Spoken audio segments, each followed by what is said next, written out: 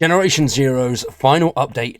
The Showdown update drops tomorrow for all platforms. This is going to be insane. It looks absolutely massive. We've already released a video earlier on tonight, which was recorded and uploaded before I saw these patch notes. I didn't even know these were coming out today. I thought these would be coming out with the actual release on the 12th. So if you want to know everything that's coming in a quick rundown version without the patch notes, I'd highly recommend checking that video out. It released about 2 hours before this one. Now, the Generation Zero Showdown update is the final one. Providing there's no major issues, this will be it. We will have no more updates from GZ and Systemic Reaction, which is sad, but this update does look like it's actually going to be insane. I've not seen no skins DLCs, no nothing. They've gone out with a big update full of fixes, which is actually quite surprising. I was expecting they're going to be a bunch of DLCs, some skin packs, and they try and get as much money for the final update. And I'm glad they didn't do that. I think that's great, and it's a good final way to say goodbye to the game. And we're going to have tons of content over the next few weeks going into the new year over this update and everything Generation Zero related over the past 6 years. So very excited. Make sure you subscribe to the channel and stick around for that one. But let's get into the Showdown update patch notes. The Showdown update is now just 24 hours away. You'll be able to collect new weapons, perfect your crafting, face off against the Phoenix one last time. We're extremely proud of what we've achieved with our small team within a comparatively short amount of time, and we can't wait to hear what you have to think about it. So, what we can expect with this update. Now, we've already gone over a lot of the features, but the main one is obviously new story missions. These new story missions are coming in, and it's going to wrap up the whole saga, and everything with Phoenix is going to finally come to an end. Don't know how long it's going to be, but I'm very, very excited to get stuck in. Even if it is only an hour-long story, it's still going to be interesting, and I'm quite excited for it. Now, old friends and new friends will be there, so characters that we've already met throughout the game, we're going to be coming across tons of them, and some new ones that we've not met before. Now, there are certain requirements to access this story part, but if you're a long-standing player, you've probably already gone far behind those. You need to be level 25 and have finished the main story, so the final mission called Behind the Curtain, which is at the port complex, really good mission, loads and loads of fun, and it's going through a lot of the bases. Now, if you've done all of that, what you'll need to do as you go into a game is start a level 3 base assault and then enter the secret hatch used to generate the tyrants. And there you will run into a familiar face, which will take you into the storyline DLC. The team have said that they didn't have as many resources designing the new area as they had when they made Alpine and Rest, but they've still put a lot in to make it work and feel fresh and engaging. Just find bits of environmental storytelling, interesting locations, and one or other Easter eggs from Asphalt. Yeah, that word. Yeah, that one there. Then, of course, we've already seen nods to the base defense revamp. Now, I didn't think they were going to go this far, but they've actually made it a lot more viable to do the base assault and not need that many resources. So it's going to be a more engaging and end-game activity. You're not going to have to go out and farm every time you do a base defense challenge, which I do quite like. It does make that quite easy and just makes it more enjoyable. You know, you're not having to play for half an hour to then farm for 3 hours. You can just, crack on and enjoy it. But the way it's going to work now is when you've finished the base defense, you're going to be able to repair your base for free after each run of the defensive missions. So that way you're not having to go out and get any of the resources that you lost through building pieces that were broken. And base defense is no longer going to be about defending the central truck. So, quite excited for that. I don't know how that's going to work, whether we're going to see different areas that they're going to go after, or whether they've just got to destroy a certain amount of the base, which that would be quite cool. Then base defense is not just going to be about all of that now. You're able to use them to farm as well. So special building types, which will automatically farm resources whilst you're off, which is quite cool. And then you also get special materials for high-end crafting. The new building types are going to be the first off, the drill, which produces phosphorus, which is used for fire resistance clothing, adrenaline, flares, grenades, and augmentation blueprints, and a little bit of base building as well. Quite cool. You can build 3 of those of the same base. So that's quite good. You'll be able to farm a lot. You could have certain areas just farming vast resources, and then whenever you're on, you've got a constant feedback. Whether it is going to be viable, whether it's going to cost a lot to actually get them running, not 100% sure on that one yet. Then we've got the chemical lab, which puts out ethanol, which can be used for jump boost, visibility reduction clothing, stealth companion armor, augments, healing items, and it can explode when turned on. So don't put it too close to any other buildings, which that's going to be a little bit nuts. Just half your base blowing up because you're trying to do some farming. And then finally we have the furnace. This is activated by placing low-level materials inside, like metal, and then getting a desired output material. So that's going to be, that could be quite strenuous on resources, but you'll be able to farm some stuff anyway as you're just doing the base defense. But yeah, I don't know about that one, bit strange.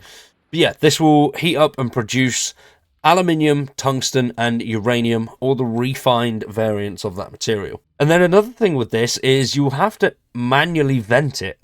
So you couldn't set this up and then just go and periodically do what you want to do. That won't really work, which is a bit of a shame.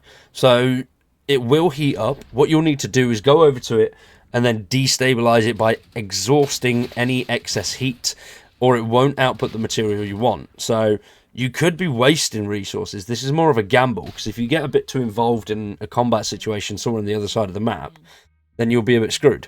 But yeah, still quite cool. Then, of course, we have the weapons, the new experimental weapons. Oh yes, these look insane. This artwork looks really cool. Why are they only just doing this stuff? This looks awesome. Absolutely can't wait to try these. But we've got the Any Ammo AI-76.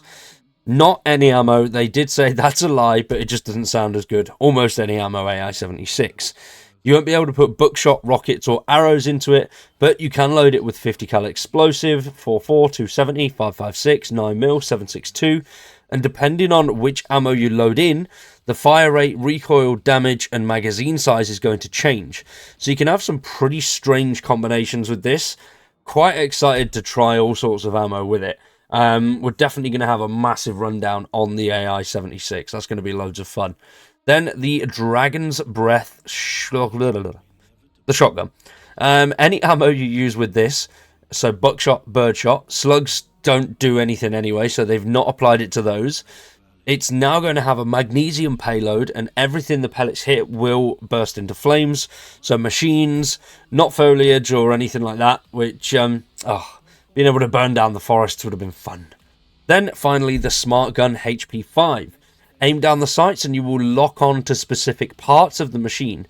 Any rounds that you fire whilst you're locked will automatically adjust and hit that component, so you'll be able to get maximum damage on key areas. This will be really good against the Reaper and the Firebirds.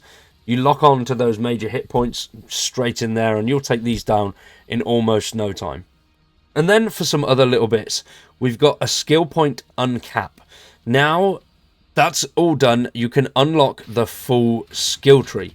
You will need to reach level 87 though to get that. Whilst you can only still have one specialization active at any time, you can have all of the trees active at once. So that is quite cool. If you've already leveled up past 31, any earned skill points that you've got since then will just be added on, so then you can apply them however you want. And then there's encumbrance changes as well, which I really like this one. You'll now be able to fast travel whilst over encumbered. So you can fast travel straight to your base and deposit your stuff. Beforehand, you got stuck if you were too full. Not anymore. Now it just uses stamina. So you'll stop moving if you have no stamina. And that's going to be brilliant. You'll just be able to load up as much as you want, take it back to base and dump it all there. Then the new companion armors. There's been some changes to the companions and the threat armor has been added, which allows this to draw attention away from you and onto your companion. So you will need to repair this as you go along. It doesn't improve the health or anything like that. It just makes machines target it. And then stealth. The machines are less likely to attack your companion and just pretty much come into you, and you've got to keep him safe, basically.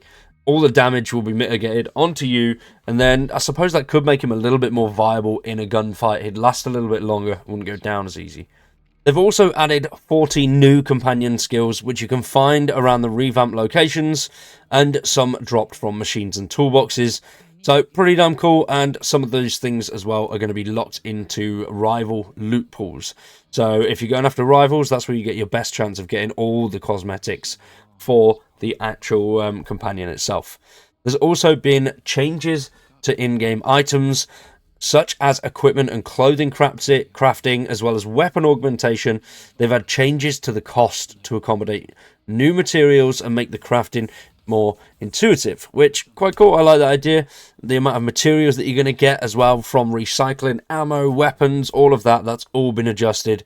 And now ammo drops are based on the weapons that the player is using instead of the machine's tier and class.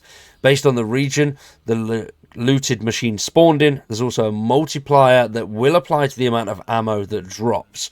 So that's quite cool. We could be getting a lot more level-based guns and a lot more ammo for our time if you're going after those bigger dudes. So pretty cool. And to incentivize crafting, the machines only drop basic ammo types. So that's going to be tough. Things like FMJ and hollow point. Other types you're going to have to go and craft. So you can get the FMJ and just break it all down, but for armor piercing and some of that higher end stuff, that's going to be a bit tougher. There's also now more storage space, with you being able to upgrade your recycling station to level 10, which will increase your storage capacity to 1600. So that's good. You'll be able to get tons and tons of stuff in there. Then, for people that own the USA Weapon Pack 2, you will get new changes to the N16. This was the old variant at the top, and the bottom variant here is what it's going to look like now. So, just a little bit more detail to it. This looks very, very bland and just meh, whereas this looks a little bit better.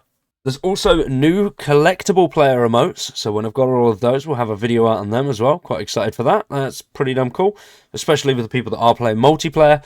And then, of course, additional vehicle skins. So, pretty cool. You'll be able to get them at any rival or tyrant. There's also been a few little design changes as well.